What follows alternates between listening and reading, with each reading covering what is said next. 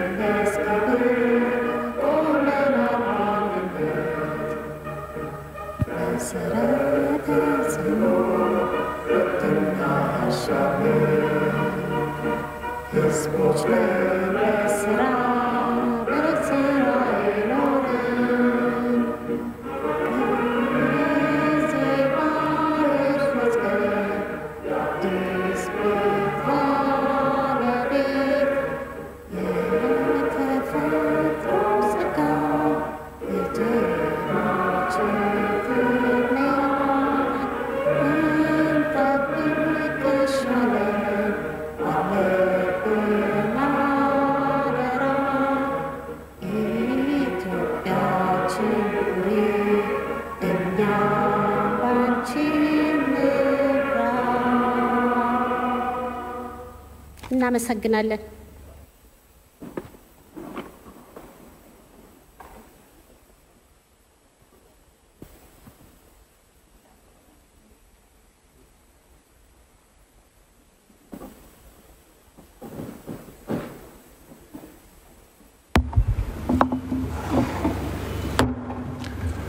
እንደምን ቆያችሁ?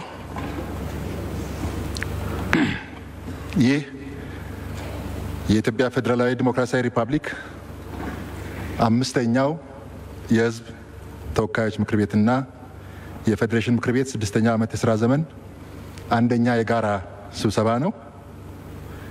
በሕገ መንግስቱ አንቀጽ 58 ንዑስ አንቀጽ 1 እና አንቀጽ 64 ንዑስ አንቀጽ 1 መሰረት ሙላተ ጉባኤ መሟላቱን የሁለቱም ምክር ቤቶች ጽሕፈት ቤቶች ያረጋገጡ ስለሆነ ቀጥታ ወደ ስብሰባችን እንሄዳለን ማለት ነው። ስለዚህም በሕገ መንግስቱ አንቀጽ 58 ንዑስ አንቀጽ 1 እና አንቀጽ 64 ንዑስ አንቀጽ 1 መሰረት ሙላተ ጉባኤው ተሟልቷል። ወደ ዕለቱ አጀንዳ ከመተላለፋችን በፊት የኢትዮጵያ ፌዴራላዊ ዲሞክራሲያዊ ሪፐብሊክ ፕሬዝዳንት ክብርት ሳህለወርቅ ዘውዴ በሕገ መንግስቱ አንቀጽ 71 ንዑስ አንቀጽ 1 መሰረት የሁለቱ ምክር ቤቶች የጋራ ስብሰባ በይፋ መከፈቱን እንዲያበስሩልን በአክብሮት እጋብዛለሁ። በሕገ መንግስት አንቀጽ 71 ንዑስ አንቀጽ 1 መሰረት አምስተኛው የኢፌድሪ የሕዝብ ተወካዮችና የፌዴሬሽን ምክር ቤቶች ስድስተኛ ዓመት የሥራ ዘመን የጋራ ስብሰባ በይፋ መከፈቱን አበስራለሁ።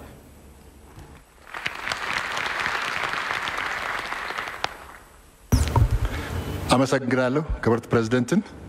የዕለቱ አጀንዳዎች በሕገ መንግስቱ አንቀጽ 58 ንዑስ አንቀጽ 1 እና አንቀጽ 64 ንዑስ አንቀጽ 1 መሰረት የየምክር ቤቶቹ ምልዓተ ጉባኤዎች በጽሕፈት ቤቶቹ አማካኝነት ስለተረጋገጡ እንዲሁም የዕለቱ አጀንዳ በምክር ቤቶቹ የጋራ ስብሰባ ስነ ስርዓት ደንብ አንቀጽ ቁጥር 1 2000 አንቀጽ 31 ንዑስ አንቀጽ 2 መሰረት በሁለቱም ምክር ቤቶች አፈ ጉባኤዎች የጋራ ስምምነት የቀረበ በመሆኑ እንደሚከተለው አቀርባለሁ። አንደኛ፣ የኢፌዴሪ ፕሬዝዳንት ክብርት ሳህለወርቅ ዘውዴ ለሁለቱ ምክር ቤቶች የሚያደርጉትን የመክፈቻ ንግግር ማዳመጥ። ሁለተኛ፣ የሁለቱ ምክር ቤቶች አምስተኛ ዓመት የሥራ ዘመን አንደኛ መደበኛ የጋራ ስብሰባና አንደኛ ልዩ የጋራ ስብሰባ ቃለ ጉባኤዎች መርምሮ ማጽደቅ ናቸው።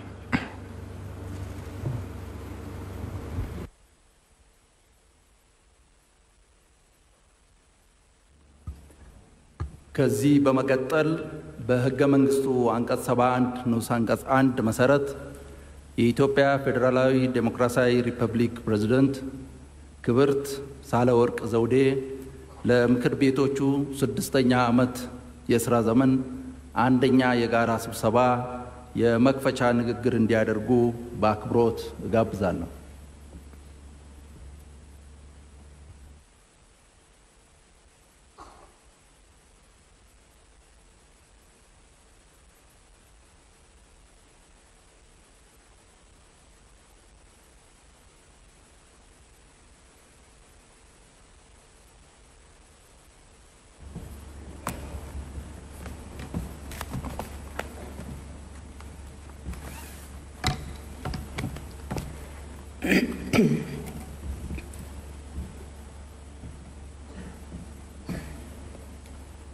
የተከበሩ የሕዝብ ተወካዮች ምክር ቤት አፈ ጉባኤ፣ የተከበሩ የፌዴሬሽን ምክር ቤት አፈ ጉባኤ፣ የተከበራችሁ የሕዝብ ተወካዮችና የፌዴሬሽን ምክር ቤት አባላት፣ የተከበራችሁ የሀገራችን ሕዝቦች፣ ጥሪ የተደረገላችሁ እንግዶች፣ ክቡራትና ክቡራን፣ በኢትዮጵያ ፌዴራላዊ ዲሞክራሲያዊ ሪፐብሊክ ሕገ መንግስት መሰረት በአዲሱ ዓመት የሁለቱ ምክር ቤቶች የሥራ ዘመን መጀመርን በይፋ ለማብሰር በሚከናወነው በዚህ መድረክ ላይ ተገኝቼ ንግግር ለማድረግ በመቻሌ በቅድሚያ የተሰማኝን ልባዊ ደስታ ለመግለጽ እወዳለሁ። በዚህ ንግግሬ ያለፈውን ዓመት ጉዟችንን ባጭሩ በመዳሰስ በዚህ ዓመት ለማከናወን የታቀዱትን ጉዳዮች ላይ አተኩራለሁ። በአጠቃላይ ስንመለከተው ያለፈው ዓመት ምርጥና ፍትፍት ነበር ለማለት ይቻላል። በአንድ መልኩ ወሳኝ ሀገራዊ ተግባራትን በማከናወን ያሳካንበት፣ በሌላ መልኩ ደግሞ በሕዝባችን ትዕግስትና ጽናት ባናሻግራቸው ኖሮ ከዚህ በላይ ዋጋ የሚያስከፍሉ ፈተናዎችን የተጋፈጥንበት ዓመት ነበር። ዋና ዋናዎቹን ድሎች ለመጥቀስ ያክል ክቡር ጠቅላይ ሚኒስትራችን በምስራቅ አፍሪካ ቀጠናዊ ሰላምን ለማምጣት ባደረጉት ጥረትና ለዓመታት የቆየውን ጦርነትም ሰላምም ያልነበረበትን የኢትዮጵያና የኤርትራ ግንኙነት በእርቅ መፍታት በመቻላቸው የዓለም የሰላም ኖቤል መሸለማቸው፣ ጠቅላይ ሚኒስትራችን የምስራቅ አፍሪካን ቀጠናዊ ሁኔታ ለመቀየር እያደረጉት ያለው አስተዋጽኦ ከፍተኛ መሆኑን የሚያሳይ ከመሆኑም በላይ የሀገራችንን ስም በዓለም መድረክ ለማስጠራት የቻሉበት ዓመት ነበር። በታሪካችን ብዙ ትርጉም የሚኖረውና ሀገራችንን ከኋላ ቀርነት ለማላቀቅ ትልቅ አቅም የሚፈጥርልን በህዳሴ ግድብ ዙሪያ የነበሩ የአሰራር ችግሮችን በመፍታትና የግድቡን ግንባታ በማፋጠን እንዲሁም በዲፕሎማሲያዊ ረገድ የሀገራችንን ክብርና ጥቅም ለማንም አሳልፈን የማንሰጥ መሆናችንን በማስመስከር የመጀመሪያውን ዙር የውሃ ሙሌት በድል ያጠናቀቅንበት ዓመት ነበር። ምንም እንኳን የሕዝቡ ኑሮ በኮሮና ምክንያት ቢጎዳም ለህዳሴው ግድብ ግን ከፍተኛ የሆነ የቦንድ ግዥና የሕዝብ እርዳታ የተለገሰበት ዓመት ነበር። ከቢሮ እስከ ሀገር በሚለው ሀገርን የማልማትና የቱሪዝም ሴክተሩን የማነቃቃት መርሃ ግብር በመዲናችን አስደናቂ የሆኑ ስራዎች የተሰሩባትና ኢትዮጵያውያን በልበ ሙሉነት ከተነሳን የት ድረስ ነገሮችን ማሳካት እንደምንችል የተማርንበት ዓመት ነበር። በቴክኖሎጂው ዘርፍ የሚኖረንን ተወዳዳሪነት በማሳደግ በኩል በታሪካችን የመጀመሪያዋን ሳተላይት ማምጠቅ የተቻለበት ዓመት ነበር። ከዲሞክራሲ ግንባታ አንጻር አዲስ የምርጫ አዋጅ በማጽደቅና ምርጫ ቦርድን ነፃና ገለልተኛ በሆነ መንገድ በማደራጀት የሲዳማን የክልልነት ጥያቄ ለማስተናገድ ስኬታማ የሆነ የሕዝበ ውሳኔ ምርጫ ማካሄድ የተቻለበት ዓመት ነበር። ይህም ለመጪው ሀገራዊ ምርጫ በቂ ዝግጅት እየደረገ መሆኑን የሚያሳይ ጥሩ ሀገራዊ ልምድ ነው። ብሔራዊ መግባባትን ለመፍጠር በተጀመሩ ስራዎች የፖለቲካ ፓርቲዎችንና የሲቪል ማህበረሰብ ተቋማትን በማወያየትና ብሔራዊ የምክክር መድረክ በማዘጋጀት ትልቅ እርምጃ የታየበት ነው። የኢኮኖሚ ስራዎቻችን በህዝብ ኑሮ ላይ ተጨባጭ ለውጥ እንዲያመጡ ለማድረግ የኢኮኖሚ እድገታችን ለውጦች በቂ የስራ ዕድል ለወጣቶች በቂ የስራ ዕድል የሚፈጥር እንዲሆን በተሰራው ስራ 3 ሚሊዮን የሚሆኑ ዜጎቻችን የስራ ዕድል እንዲያገኙ ማድረግ የተቻለበት ዓመት ነበር። በውጭ የሚኖሩ ኢትዮጵያውያንና ትውልደ ኢትዮጵያውያን ያሉበት ቦታ ድረስ በመሄድና ችግሮቻቸውን በመካፈል እንዲሁም በሀገራቸው ጉዳይ ተሳታፊ እንዲሆኑ በማድረግና የአለኝታነት ስሜትን በመፍጠር ውጤታማ የዜጋ ተኮር ዲፕሎማሲ ስራ የተሰራበት ዓመትም ነበር።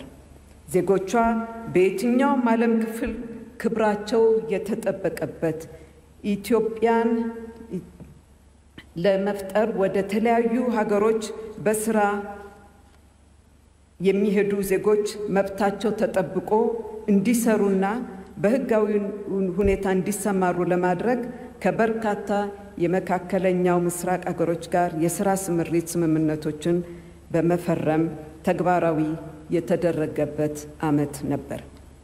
ኮሮናን በመከላከል ረገድ ደግሞ ቀድሞ ለመከላከልና ለመዘጋጀት በተሰራው ስራ አፋጣኝ የጤና ተቋማትን የገነባንበት የመከላከያና የማከሚያ ቁሶችን ከራሳችን አልፈን ለሌሎች የአፍሪካ ሀገሮች ያዳረስንበት ህዝቡን ያሳተፈ የመከላከል ስራ በመስራት ከክፉ አደጋ የታገድንበት ዓመት ነበር። ሀገራችንን ለከፍተኛ ኪሳራ ከዳረጓት ድክመቶች አንዱ የፕሮጀክት አስተዳደር ስርዓታችን ደካማ መሆን እንደሆነ ይታወቃል።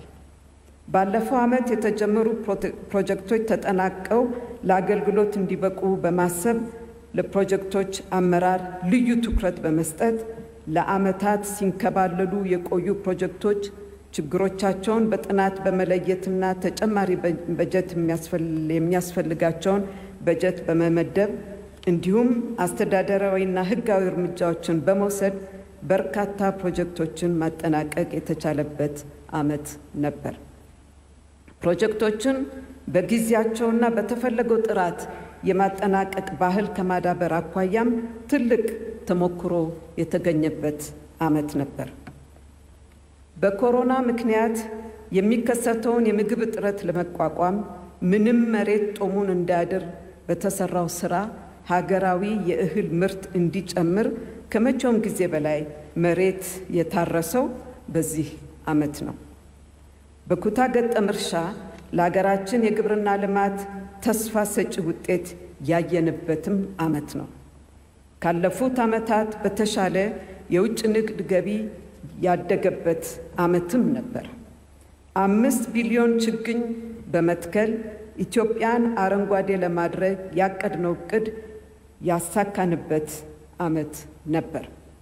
ለቀጣይ 10 ዓመታት ሀገራችን የምትመራበት ፍኖተ ብልጽግና የ10 ዓመት ዕቅድ የተነደፈበት ዓመትም ነው። በጥቅሉ ያለፈው ዓመት በርካታ ታሪካዊ የሆኑ ድሎችና ስኬቶችን ያስተናገድንበት ዓመት ነበር። ስኬቶቹ እንደ ሀገር የተጀመረውን ከፍተኛ የትጋትና የቁርጠኝነት መንፈስ የሚያሳዩና ሀገራችን በቀጣይ የምትጓዝበትን ብሩህ ጎዳና የሚያመለክቱ ናቸው። ያለፈው ዓመት በርካታ ፈተናዎች የተጋፈጥንበትም ዓመት ነበር። በኮቪድ-19 ዓለም አቀፍ ወረርሽኝ ምክንያት ሀገራችን የተፈተነችበት፣ ወረርሽኙ ሊያስከትለው የሚችሉ ጉዳቶችን ለመቋቋም በጋራ ከፍተኛ ርብርብ ያደረግንበት ጊዜ ነበር።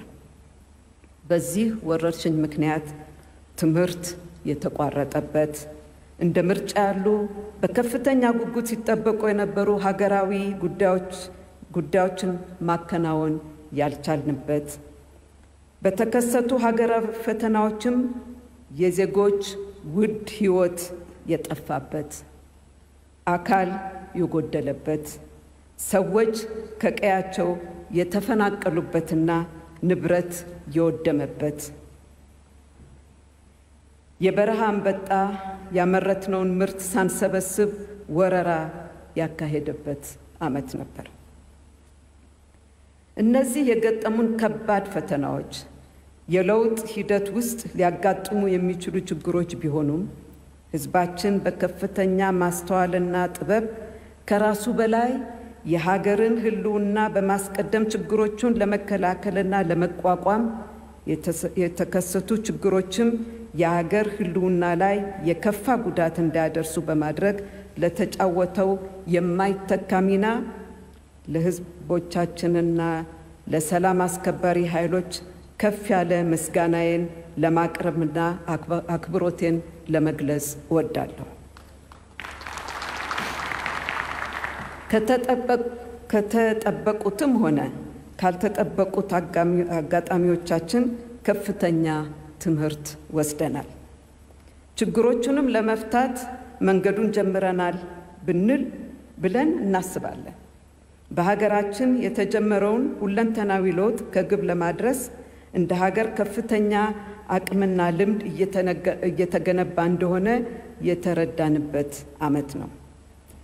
ወደ እኛ የተወረወረውን ቀስት ኃይሉን ሳናበርድ አቅጣጫውን በመቀየር ብቻ ወደ መልካም አጋጣሚነት መቀየር የቻልንበት ነበር። በኮሮና ምክንያት ሊፈጠሩ ይችሉ የነበሩ ማህበራዊና ኢኮኖሚያዊ ቀውሶችን ለመከላከል በተሰሩ ስራዎች የሕዝባችንን የመረዳዳትና የመተሳሰብ ባህል ለማጠናከር ተጠቅመንበታል። በወረርሽኙ ምክንያት ሀገራዊ ምርጫውን ለማራዘብ ስንገደድ አጋጣሚውን ሕገ መንግስታዊነትን ለማጠናከርና ልምድ ለመውሰድ ተጠቅመንበታል። በሕገ መንግስት ትርጉም ረገድ ሀገራችን በታሪኳ አይታው የማታውቀው ልምምድ ያደረግንበት አጋጣሚ ነበር። ባለፈው ዓመት የዲሞክራሲ ምህዳሩን ለማስፋት በርካታ ስራዎች የተከናወኑ ቢሆንም አነስተኛ በሆነው የዲሞክራሲ ልምዳችን ምክንያት የፖለቲካ ምህዳሩ በስሜትና በጉልበት ተጽዕኖ ስር ወድቆ ነበር። ይህን ተከትሎ በተፈጠሩ የጽንፈኝነት ዝንባሌዎች ምክንያት ሀገራችን ለሰላም ማጣት፣ ለብጥብጥና ዜጎቿም ለከፋ ጉዳትና መከራ የተጋለጡባቸው አጋጣሚዎች ታይተዋል። ምንም እንኳን ክስተቶቹ አንገት ቢያስደፉንም ችግሩ ከቁጥጥር ውጭ እንዳይወጣ በተሰሩ ስራዎችና የሕግ የበላይነትን ለማረጋገጥ በተወሰዱ እርምጃዎች ሀገርና ሕዝብን እጅግ ከከፋ አደጋ መታደግ ተችሏል። የተከበራችሁ የሕዝብ ተወካዮች ምክር ቤትና የፌዴሬሽን ምክር ቤት አባላት፣ ሀገራችንን ከሁለንተናዊ ኋላ ቀርነት ለማላቀቅ የኢኮኖሚ ብልጽግናን ለማረጋገጥ መንግስት የተጀመሩ ስራዎችን በማስቀጠልና አዳዲስ የኢኮኖሚ አቅጣጫዎችን በመቀየስ ሰፊ ስራዎች የሚሰራ ይሆናል። በ2013 በኢኮኖሚ ረገድ የሚከተሉት ጉዳዮች ላይ ትኩረት ይደረጋል። ኮሮና የሚፈጥረው ኢኮኖሚያዊ ችግር በኢኮኖሚው ላይ ድቀትን እንዳያመጣ በቀጣይነት ለመከላከል በትኩረት ይሰራል። የሚወሰዱት መፍትሄዎች ወረርሽኙ ሊፈጥሩ የሚችለውን ተጽዕኖ መቀነስን እንዲሁም ወረርሽኙ በቁጥጥር ስር ከዋለ በኋላ ኢኮኖሚውን ወደ ጤናማ ሁኔታ መመለስን ታሳቢ ያደረጉ ይሆናሉ። ወረርሽኙ ይዟቸው የሚመጡ መልካም አጋጣሚዎችን በመጠቀምም ኢኮኖሚው በተገቢው ፍጥነት እንዲያድግ ለማስቻል ሰፊ ስራዎች የሚሰሩ ይሆናሉ። አሁን በመረጋጋት ላይ ያለውን የማክሮ ኢኮኖሚ መልሶ ወደ ከፍተኛ መዛባት እንዳይዘግት የዋጋ ግሽበትን መቆጣጠር እጅግ አስፈላጊ ይሆናል።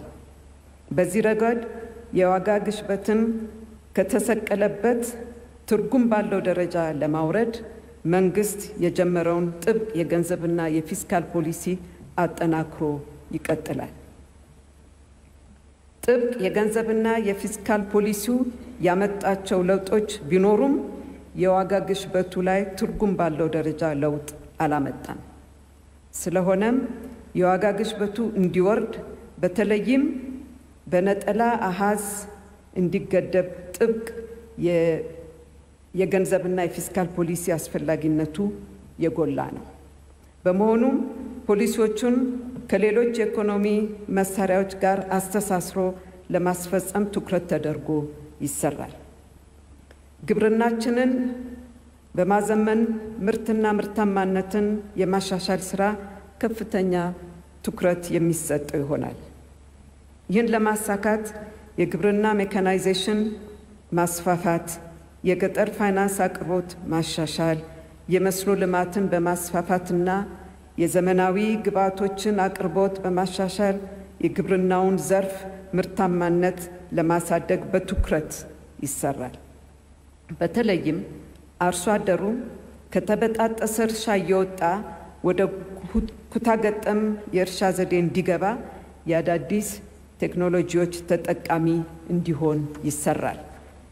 ይህ ዓመት ለዓመታት ሲንከባለሉ የነበሩ በርካታ ፕሮጀክቶችን የምናጠናቅቅበት ይሆናል። ተጠናቅቀው ለሕዝብ አገልግሎት መዋል ሲገባቸው ተጓተው የሕዝብ ቅሬታ መነሻ የሆኑ ፕሮጀክቶችን በዝርዝር በመለየት ጠንካራ የፕሮጀክት አስተዳደር ስርዓት በመዘርጋት አስፈላጊ ግብዓቶችን በማሟላት የተጓተቱ ፕሮጀክቶችን አጠናቀር ለሕዝብ አገልግሎት ለመዋል ከፍተኛ ርብርብ ይደረጋል። በሰፊ ሕዝባዊ እንቅስቃሴ የተጀመረውን የአረንጓዴ አሻራ መርሃ ግብር አጠናክሮ በማስቀጠል ከሀገራችን አልፎ አካባቢያችንን የሚያሳትፍ ትልቅ ስራ ይሰራል። የአረንጓዴ አሻራ መርሃ ግብር እጅግ እየተጎዳ የመጣውን አካባቢያችንን ከስሩ በመቀየር ኢትዮጵያና አካባቢዋን ለምለምና ምቹ በማድረግ ቀጣዩ ትውልድ ያልተራቆተች ሀገር እንዲወርስ የምንተጋበት ዓመት ይሆናል። የቱሪዝም ሴክተርን ለማነቃቃት የተጀመሩ ፕሮጀክቶችን በማልማት ስራዎቻችንን በአዲስ አበባ የታዩ የሸገር የእንጦጦና የአንድነት ፓርኮችን ውጤታማ ስራ በማስፋት በተለያዩ የሀገራችን ክፍሎች ሰፋፊ ፓርክ የማልማት ስራዎች ይሰራሉ። እንዲሁም ከተሞቻችን እነዚህን ልማቶች አርአያ በማድረግ የተለያዩ የፓርክና የማስዋብ ስራዎችን እንዲሰሩ ትኩረት ይደረጋል።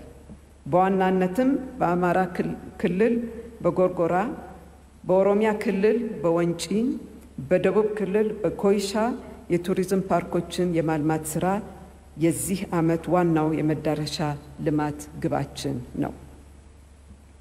የህዳሴው ግድብን በሁለት ተርባይን ኃይል እንዲያመነጭና ሁለተኛ ዙር ውሃ ለመያዝ እንዲችል በዚህ ዓመት ወሳኝ ስራ የምንሰራበትና ግድቡን የምናገባድድበት ዓመት ነው።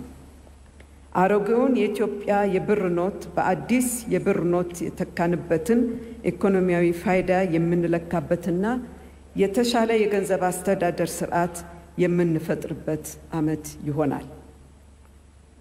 የተከበራችሁ የሕዝብ ተወካዮች ምክር ቤትና የፌዴሬሽን ምክር ቤት አባላት፣ የሀገራችንና የሕዝባችን ዕጣ ፈንታ የሚቃናው ውጤታማ በሆነና በጥንቃቄ በሚታነጽ የዲሞክራሲ ግንባታ መሆኑን መንግስት በጽኑ ያምናል። ሆኖም ዲሞክራሲ በፍላጎት ብቻ የሚገነባ አይደለም። ዲሞክራሲ እንዳስፈላጊነቱ ዋጋ በመክፈል ጭምር የሚገነባ ነው። ሆደ ሰፊነትን፣ አስተዋይነትንና ምክንያታዊነትን ይጠይቃል። እንዲሁም ከፍተኛ ጽናትንና ቁርጠኝነትን የሚፈልግ ጉዳይ ነው። ዲሞክራሲ የመብት ብቻ ሳይሆን የግዴታና የኃላፊነት ጉዳይ ጭምር መሆኑን መገንዘብ ያስፈልጋል። መብትና ግዴታ የዲሞክራሲ ሁለት ክንፎች ናቸው። አንዱን ብቻ ከፍ በማድረግ መብረር አይቻልም። በሀገራችን ባለፈው ዓመት የተከሰቱ የሕግ ጥሰትና የሕዝብን ሕይወትና ንብረት የቀጠፉ አስነዋሪ ተግባራት ዲሞክራሲን የተረዳንበትን መንገድ ምን ያህል በስህተቶች የተሞላ እንደሆነ በቂ ማሳያ ነው። ወይ ሁላችንም በዲሞክራሲያዊ መንገድ እንሄዳለን ወይንም ማናችንም አንሄድም። ዲሞክራሲ የሁላችንንም አስተዋጽኦና መስዋዕትነት ይፈልጋል። ይህን እውነት በአግባቡ ተረድተን ሁላችንም በኃላፊነትና በሰለጠነ መንገድ ካልተጓዝን በፖለቲካው ብቻ ሳይሆን በኢኮኖሚው ረገድም እንደ ሀገር የምንመኘውን ስኬት መጎናጸፍ ያስቸግረናል። ዲሞክራሲን ከሕግ የበላይነትና ከዜጎች ዲሲፕሊን ነጥሎ ማየት ደግሞ አይቻልም። የሕግ የበላይነት ለሁሉም ዜጎች እኩል ሰላማዊና ምቹ የሆነ ዲሞክራሲ ምህዳር እንዲፈጠር ያደርጋል። ዲሲፕሊን ደግሞ ዜጎች በተፈጠረው ምህዳር በሰለጠነ መንገድ እንዲሳተፉ እድል ይፈጥራል። በመሆኑ በዚህ ዓመት ፖለቲከኞቹም ሆኑ ዜጎች ዲሞክራሲን በባዶ ከመሻት ባለፈ ዲሞክራሲ የሚጠይቀውን ስርዓትና ዲሲፕሊን እንዲላበሱ ለማድረግ ከፍተኛ ስራዎች የሚሰሩ ይሆናል። መጪውን ሀገራዊ ምርጫ ሰላማዊና ዲሞክራሲያዊ አድርጎ ለማጠናቀቅ የዲሞክራሲ ልምምዳችን በስርዓት የሚካሄድና በሕግ የበላይነት የሚመራ መሆን ይኖርበታል። ከዚህ አንጻር በዚህ ዓመት ለዲሞክራሲ ስርዓት በቂ መደላድል ለማዘጋጀትና የፖለቲካ መበልጸግን ለማረጋገጥ የሚከተሉት ጉዳዮች ላይ ትኩረት ተደርጎ ይሰራል። በሀገራችን ባለፉት 10 ዓመታት የተካሄዱት ምርጫዎች ከፉክክር አንጻር ጉልህ ችግር የታየባቸው ናቸው። ከዚህ አንጻር ቀጣዩ ሀገራዊ ምርጫ ይህንን ጉድለት በማረም ከተሳትፎም ከፉክክርም አንጻር የሕዝባችንን ዲሞክራሲያዊ ጥማት የሚያረካና ዓለም አቀፍ መመዘኛዎችን የሚያሟላ መሆን አለበት። በዚህም መሰረት ቀጣዩ ሀገራዊ ምርጫ በፓርላማችን የተለያዩ የፖለቲካ ድምጾች የሚሰሙበትና ፓርቲዎች አንጻራዊ ውክልና የሚያገኙበት እንዲሆን ፍትሃዊ የፉክክር ሜዳ መፍጠርና የፖለቲካ ማህደሩን ምቹ ለማድረግ ከፍተኛ ትኩረት ተደርጎ ይሰራል። ሰላም የሁሉም ነገር መሰረት ነው። ሕዝባችን በሰላም ወጥቶ እንዲገባ ሰርቶ ራሱንም ሆነ ሀገሩን እንዲጠቅም ብሎም ሀገራችን ወደ ብልጽግና ለጀመረችው ጉዞ ስኬት ሰላም እጅጉ ያስፈልገናል። በመሆኑም በሚቀጥለው ዓመት የሀገራችንን ሰላም አስተማማኝ ደረጃ ላይ ለማድረስ መላተ ሕዝቡን ያሳተፉ ስራዎች በልዩ ትኩረት የሚሰሩ ይሆናሉ።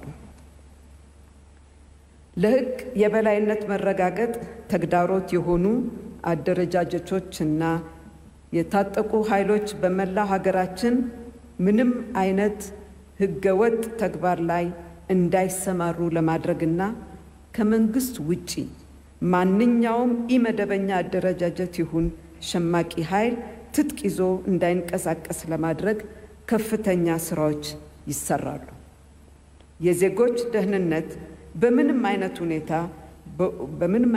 ሁኔታ ውስጥ አደጋ ላይ የማይወድቅባትን ሀገር ለመፍጠርና የሕግ የበላይነት የሚታይና የሚጨበጥ ደረጃ ለማረጋገጥ የተጀመሩ ሰፋፊ ስራዎች ተጠናክረው ዜጎች በደህንነት ስሜታቸው እንዲጎለብት ለማድረግ በትኩረት ይሰራል። የሕግ የበላይነትን ለማስከበር የተጀመሩ ተቋማትን የማደራጀትና የማብቃት ስራዎች ተጠናክረውም ይቀጥላሉ። የዳኝነት ስርዓታችን እና ሁሉም የሕግ አስከባሪ ተቋሞቻችን ይበልጥ አሰራራቸውን እንዲያሻሽሉ በማድረግ በሕግ የተሰጣቸውን ተልዕኮ መፈጸም የሚያስችላቸውን አቅም እንዲገነቡ ይደረጋል። በተጨማሪም የሕዝባችን የሰብአዊ መብት መከበር ጉዳይ ለድርድር የሚቀርብ ጉዳይ ስለማይሆን የሰብአዊ መብት ኮሚሽንና የሕዝብ እንባ ጠባቂ ተቋማትን አቅም ይበልጥ ማጠናከር ወሳኝ ይሆናል። የዲሞክራሲ ልምምድና የሕግ የበላይነትን ማስከበር ሳይጋጩ ሁለቱንም በሚዛን ለመተግበርና አንዱን ሳንደፈጥጥ ሌላውን ማስከበር የምንችልበት ሁኔታ ለመፍጠር በትኩረት ይሰራል። የሲቪል ሰርቪስ ሪፎርም ስራችንን ለማዘመንና ሕዝባችን አሁን ከደረሰበት የአገልግሎት ፍላጎት ጋር እንዲጣጣም እንዲሁም የመጪውን ትውልድ ፍላጎት ታሳቢ ያደረገ አገልግሎት ለመስጠት ሰፊ ስራዎች ይሰራሉ። የአገልግሎት አሰጣጣችን ወደ ዲጂታል ለማሸጋገር የሚደረገው ጅምር እንዳለ ሆኖ በመላ ሀገራችን ከፍተኛ ተገልጋይ ያለባቸው ተቋማት ተለይተው ሀገር አቀፍ ዲጂታላይዜሽን ስራ ወጪ ቆጣቢ በሆነ መልኩ ወደ ተግባር እንዲገባ ይደረጋል። በመንግስት ተቋማት ላይ በአስተሳሰብም ሆነ በተግባርም ያሉ የሌብነትና መልክ ያጣ ግለኝነት ተግባሮችን በመታገል ለሌብነት የማያመቹ የመንግስት አሰራሮችን ለይቶ ማስተካከል እንዲሁም የሚስተዋሉ የሌብነት እኩይ ድርጊቶችን ህዝቡን ባሳተፈ መልኩ ማጋለጥና ህጋዊ እርምጃ መውሰድ ሲቪል ሰርቪሳችን ከሌብነት የጸዳ እንዲሆን ለማድረግ ትኩረት ተሰጥቶ ይሰራል። ትምህርት ተደራሽነት ችግርን መፍታት ዜጎች ጥራት ያለው ትምህርት እንዲያገኙ ለትምህርት ጥራት መጓደል መንስኤ የሆኑ ጉዳዮች ተለይቶ እንዲፈቱ በማድረግ በአጠቃላይ ትምህርት፣ እውቀት፣ ክህሎትና በጥሩ ስነ ምግባር ትውልድን ኮትኩቶ የመገንባት ስራ ትኩረት የሚሰጠው ጉዳይ ይሆናል። በጤናው ዘርፍ የጤና ተቋማት ተደራሽነትን የማስፋፋት የጤና ተቋሞቻችን አገልግሎት አሰጣጥን ማሻሻል በህዝባችን ላይ ጉዳት የሚያደርሱ ተላላፊና ተላላፊ ያልሆኑ በሽታዎች የመከላከል ስራ ከፍተኛ ትኩረት ተሰጥቶ የሚሰራ ይሆናል። የበጎ ፈቃድ አገልግሎት ትልቅ የልማት አቅም ነው። ባለፈው ዓመት በጎ ፈቃደኞች ባደረጉት እንቅስቃሴ በትምህርት ቤቶች ተጨማሪ የመማሪያ ክፍሎችን በመገንባት የተበላሹ መንገዶችን በመጠገን ለአረጋውያንና ለአቅመ ደካሞች ቤት በመስራት ምግብና አልባሳት ችግር ያለባቸውን ዜጎች በመደገፍ ያደረጉት ርብርብ በእጅጉ የሚያስመሰግናቸው አኩሪ ተግባር ነው። በዚህ አጋጣሚ በበጎ ፈቃድ አገልግሎት በሀገር ግንባታና ወገኖቻቸውን በመደገፍ ስራ ላይ አስተዋጽኦ ያበረከቱ ዜጎቻችንን እያመሰገንኩ የበጎ ፈቃድ አገልግሎት ተቋማዊ በሆነ መልኩ ተጠናክሮ እንደሚቀጥል ለመግለጽ እወዳለሁ። የተከበራችሁ የሕዝብ ተወካዮችና የፌዴሬሽን ምክር ቤት አባላት፣ ሀገራችን በህዳሴ ግድብ ዙሪያ በቅርቡ በተሳተፈችበት ድርድርም ሆነ ቀደም ባሉት ጊዜያት በነበሩት ድርድሮች ወቅት የተከተለችው መርህ ያውና ተመሳሳይ ነው። ይህም የህዳሴው ግድብ የተፋሰሱን ሀገራት ሳይጎዳ የሀገራችንን ብሔራዊ ጥቅም ባስከበረ መልኩ ስምምነት ላይ መድረስ የሚል ነው። ሁሌም ቢሆን ጥንቃቄ የተሞላበት ድርድር ሲካሄድ ቆይቷል። ለዚህ ይረዳን ዘንድም ዓለም አቀፍ ባለሙያዎችን፣ ባለድርሻ አካላትን፣ ፖለቲከኞችን፣ ምሁራንን፣ ልዩ ልዩ የህብረተሰብ ክፍሎችን በማወያየት እና በማማከር ብዙ ስራ ተሰርቷል። እነዚህ ውይይቶችና ምክክሮችም ሀገራችን ልትይዘው የሚገባ አቋም ነጥሮ እንዲወጣ በከፍተኛ ደረጃ ረድቷል።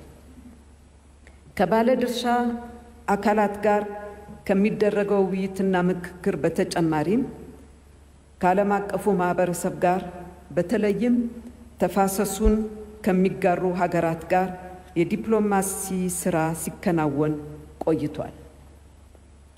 በእነዚህ ጥረቶች የተመዘገቡ ድሎች እንዳሉ ሁሉ እጃችንን ለመጠምዘዝ የተሞከረባቸው ሁኔታዎችና ፈተናዎችም ነበሩ። ትልቁ ቁም ነገር ከሀገራችን ክብርና ጥቅም የሚቀድም ምንም ጉዳይ አለመኖሩን ማስታወስ ነው። ከዚህ አንጻር በዚህ ዓመት የምንሰራቸው ዲፕሎማሲ ስራዎች ይበልጥ አቋማችንን ለዓለም የሚያስተዋውቁና ሰፊ ተደራሽነት ያላቸው እንዲሆኑ ለማድረግ እንዲሁም የሚደርስብንን ማንኛውም ጫና ለመመከት ትኩረት ተደርጎ ይሰራል። የተከበራችሁ የሕዝብ ተወካዮችና የፌዴሬሽን ምክር ቤት አባላት፣ በሀገራችን የዲሞክራሲ ስርዓት ባህል ግንባታ ሂደት ስር እንዲሰድና ዜጎችም ከትሩፋቱ መጠቀም እንዲችሉ ሁሉም የሚመለከታቸው አካላት ሰላማዊ መንገድና አቅጣጫን የተከተለ እንቅስቃሴን በቃልም በግብርም መርጠው መጓዝ ይኖርባቸዋል። አዲሱን ለውጥ ተከትሎ በየአካባቢው የታዩ ግጭቶች፣ የተስተዋሉ መፈናቀሎች፣ ሞትና ስደቶች አሳሳቢና ፈጥነን መፍትሄ ልንፈልግላቸው የሚገቡ መሆናቸውን የሚካድ አይደለም። እነዚህ አሳዛኝ ገጠመኞች የተስፋ ሰጪ እውነታ ብልጭታ የታየባቸውም ነበሩ። በእነዚህ አለመግባባቶች ውስጥ እንኳን በሕዝቦች መካከል የተስተዋለው የመደጋገፍና የመረዳዳት ሁኔታ አንድነትና ህብረታችን ለይስሙላ ሳይሆን ተፈጥሯዊ ገጽታ መላበሱን ያሳየ ነው። ሀገራዊ አንድነታችንም ተጠናክሮ የሚቀጥል መሆኑን ያረጋገጠ ነው። በሕዝቦቻችን መካከልም ጊዜያዊ እንጂ መሰረታዊ ቅራኔ አለመኖሩን የመሰከረ እውነታ ነው። በዚህ ዓመት በብሔራዊ መግባባት ላይ የተጀመሩ በጎ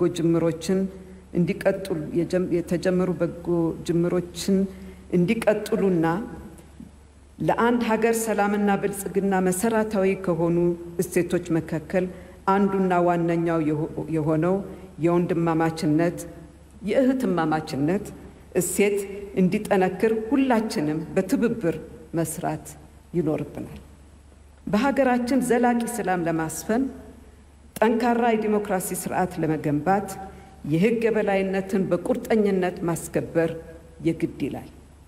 በመሆኑም መንግስት የሕግ የበላይነት ለማስከበር በሚያደርገው እንቅስቃሴ ዜጎቻችን ከመንግስት ጎን በመሰለፍ ለሕግ የበላይነት ዘብ እንዲቆሙ ከአደራ ጋር ለማሳሰብ እወዳለሁ። በመጨረሻም ፈተናዎች ቢገጥሙንም እየተቋቋምናቸው በአዲሱ ዓመት የያዝናቸውን ግቦች ለማሳካት ሕዝባችን በትጋት እንዲረባረብ ሁሉም የመንግስት አካላት እቅዱን ለማሳካት ኃላፊነታቸውን በአግባቡ እንዲወጡ እያሳሰብኩ አዲሱ ዓመት የሕዝብ ተወካዮችና የፌዴሬሽን ምክር ቤት አባላት መልካም የስራና የስኬት ዘመን እንዲሆንላችሁ መልካም ምኞቴን ለመግለጽ እወዳለሁ። የ2013 የኢፌዴሪ ፌዴሬሽን ምክር ቤትና የኢፌዴሪ ሕዝብ ተወካዮች ምክር ቤት የሥራ ዘመን በይፋ መከፈቱን አበስራለሁ። አመሰግናለሁ።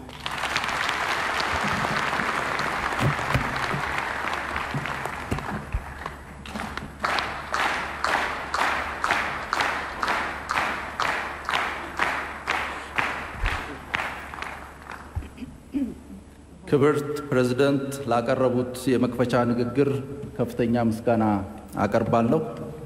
በመቀጠል ስብሰባችን የሚቀጥል ሆኖ ክብርት ፕሬዝዳንትን እና ክቡር ጠቅላይ ሚኒስትሩን ከመቀመጫችን ተነስተን በታላቅ አክብሮት አሸኛኘት እንድናደርግላቸው እጠይቃለሁ።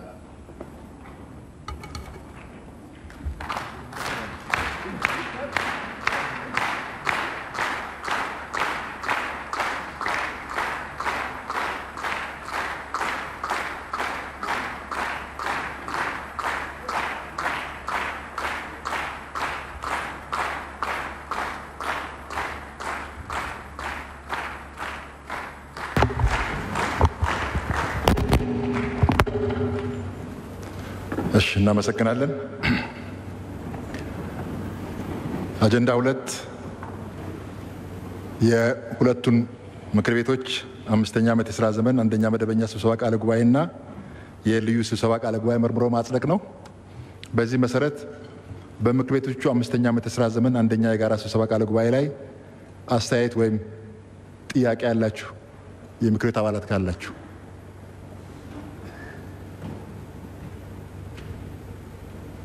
እሺ ከሌለ በምክር ቤቶቹ 5ኛ ዓመት አንደኛ የጋራ ስብሰባ ቃለ ጉባኤ መጽደቁን የምትደግፉ አመሰግናለሁ። የምትቃወሙ ድምጽ የማሰጡ የምክር ቤቶቹ 5ኛ ዓመት የሥራ ዘመን አንደኛ የጋራ ስብሰባ ቃለ ጉባኤ በሙሉ ድምጽ ጸድቋል። በመቀጠል የምክር ቤቶቹ 5ኛ ዓመት የሥራ ዘመን አንደኛ ልዩ የጋራ ስብሰባ ቃለ ጉባኤ ላይ አስተያየት ጥያቄ ያለው ምክር ቤት አባል የለም። ከሌለ የምክር ቤቶቹ 5ኛ ዓመት አንደኛ ልዩ የጋራ ስብሰባ ቃለ ጉባኤ መጽደቁን የምትደግፉ አመሰግናለሁ። ተቃውሞ ድምጽ ታቅቦ የምክር ቤቶቹ 5ኛ ዓመት የሥራ ዘመን አንደኛ ልዩ የጋራ ስብሰባ ቃለ ጉባኤ በሙሉ ድምጽ ጸድቋል። የምክር ቤቱ 6ኛ ዓመት የሥራ ዘመን አንደኛ የጋራ መክፈቻ ስብሰባ በዚሁ ላይ ይፈጸማል። መልካም የሥራ ዘመን እንዲሆን እመኛለሁ። አመሰግናለሁ።